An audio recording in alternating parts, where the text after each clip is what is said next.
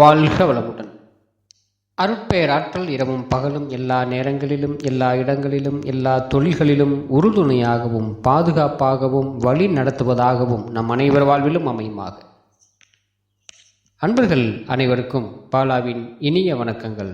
நீங்களும் உங்கள் அன்பு குடும்பமும் வாழ்க வளமுடன்.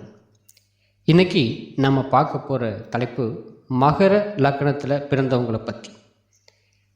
இந்த மகர லக்னங்களில் பிறந்தவங்களுக்கு இந்த 9 கிரகங்களும் எந்தெந்த இடத்துக்கு இருந்தால் நன்மையை செய்யும், எந்தெந்த இடத்துக்கு இருந்தால் தீமையை செய்யும், எந்த கிரகங்களுடைய சேர்க்கை ஏற்பட்டுச்சுன்னா பாவ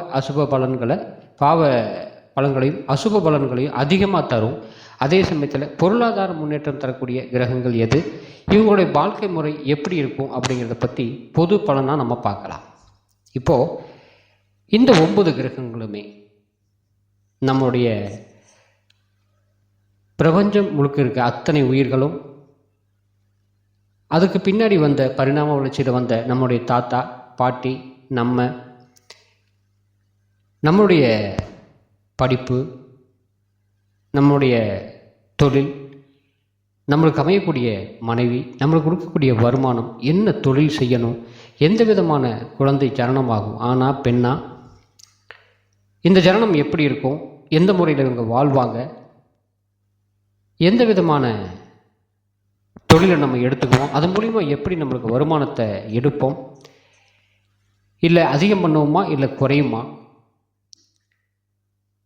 நம்முடைய அண்ணன் தம்பி, நம்முடைய மாமன் மச்சாங்கள், நம்முடைய உறவு முறை அத்தனை பேரும், நம்மளுடைய மரணம் வரைக்குமே இந்த 9 கிரகங்கள் தான் முழு அதிகாரத்தை செலுத்தி நீதி நெறி ஒழுக்கம் மாறாமல் நம்மளுக்கு செயல்பட்டுட்டு வருது.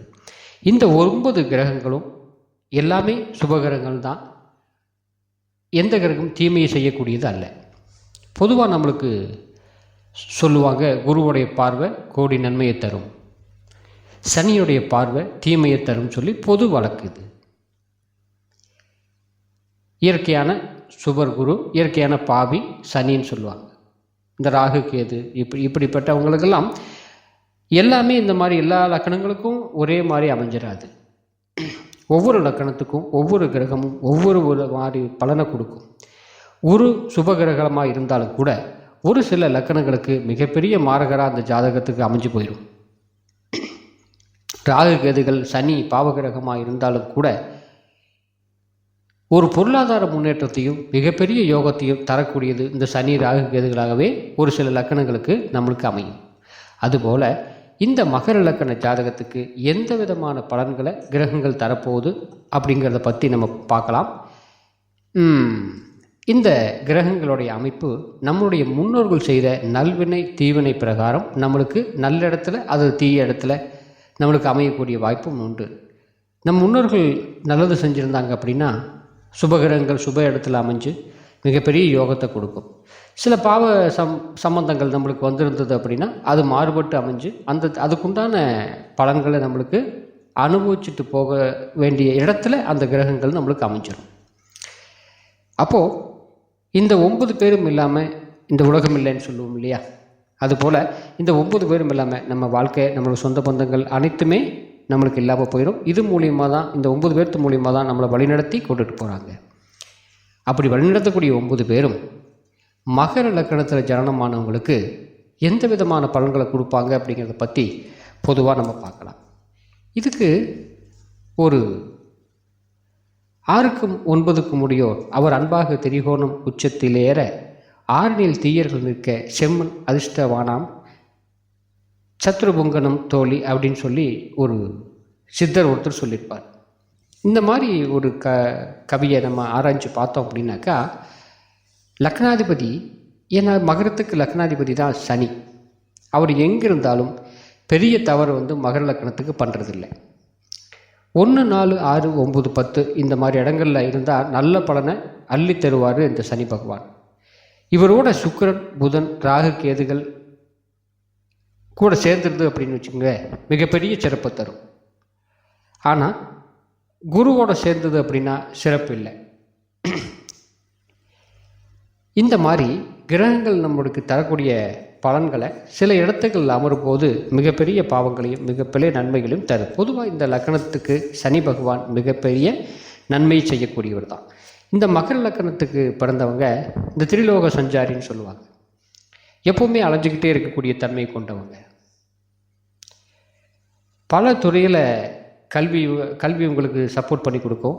காரியம் சாதிக்கக்கூடிய வலிமை இவங்களுக்கு அதிகமாக இருக்கும். சனி மூலிமா பல வகையான சிந்தனையும் பெரும் சாதனையும் புரிஞ்சு புகழ் பெறணும் அப்படிங்கிற எண்ணம் மிக அதிகமாக உள்ளவங்களாக இவங்க இருப்பாங்க. திடமான புத்தி, பல வகைகளில் உழைச்சி சம்பாதிக்கக்கூடிய தன்மை இவங்களுக்கு அதிகமாக இருக்கும். இவங்ககிட்ட பேசி ஜெயிக்க முடியாதுன்னு சொல்லுவாங்க. தன்னோட மனைவி கிட்ட அதிகமான பற்றுள்ளவராக இவங்க இருப்பாங்க.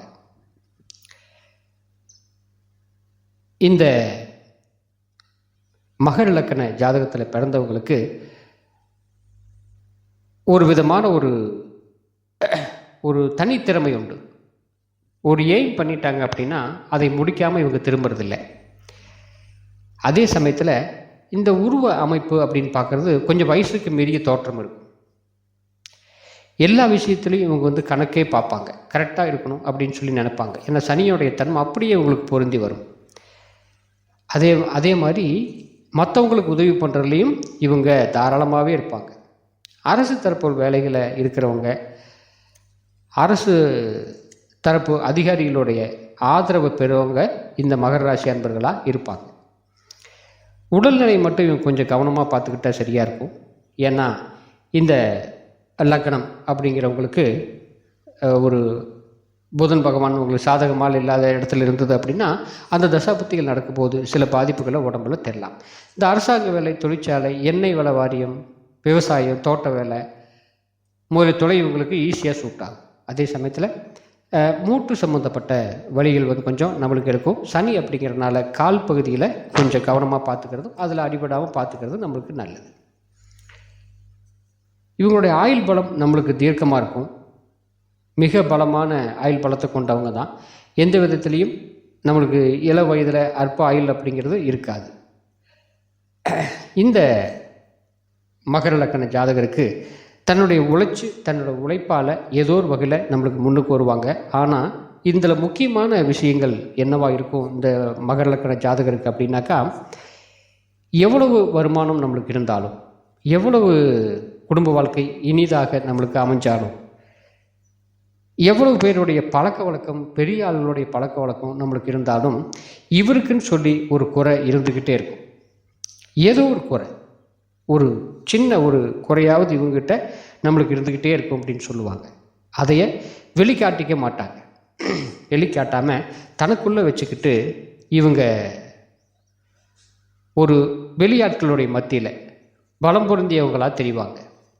ஆனால் இவங்களைய கூப்பிட்டு ஆத்மார்த்தமாக உள்ளுக்குள்ளே கொஞ்சம் அமைதியான இடத்துல அமைதியாக உட்காந்து பேசும்போது தான் தெரியும் இவங்களுக்குள்ள சில குறைகளை இவங்க சொல்கிறது. மேக்ஸிமம் வெளியே சொல்ல மாட்டாங்க. இருந்தாலும் இந்த குறைகள் இவங்களுக்கு இருந்துக்கிட்டே இருக்கும். சரியாக இவங்க 30 வயசுக்கு மேலே ஒரு முன்னேற்றத்துக்கு வருவாங்க. அந்த தசாபக்திகள் சரியாக இவங்களுக்கு அமையணும். அமைஞ்சது அப்படின்னா இந்த மகர லக்னத்தில் பிறந்தவங்களுக்கு 30 வயசுக்கு மேலே ஒரு சிறு முன்னேற்றம். அதுக்கு அடுத்தது இவங்களுக்கு 43 ஒரு வயசுடைய முன்னேற்றம் நம்மளுக்கு ஏற்படும். அதுக்கப்புறம் அந்த 43 வயசுக்கு மேலே வயசு இவங்க நிரந்தரமான ஒரு தொழிலோ இல்லை ஒரு கஷ்டமான தொழில் அமைப்புகளோ இருந்துக்கிட்டு அதுக்கப்புறம் முயற்சிகள் பெருசாக நம்மளுக்கு சப்போர்ட் பண்ணாது. சனி தன்னுடைய இறுதி காலம் அப்படின்னு சொல்லக்கூடிய அந்த காலகட்டங்களில் ஒரு அமைதியான வாழ்க்கையை கட்டாயம் இவங்களுக்கு கொடுத்துருது. நல்ல முறையான வாழ்க்கையை எடுத்துக்கிட்டு இவங்க அமைதியான வாழ்க்கையை நடத்திக்கிட்டு இருப்பாங்க அப்படின்னு சொல்லலாம்.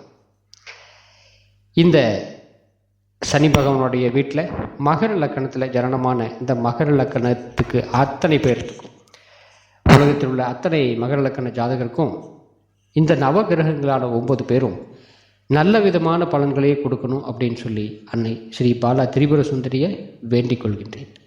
வாழ்க வளமுடன். மீண்டும் அடுத்த பதிவில் பாலா.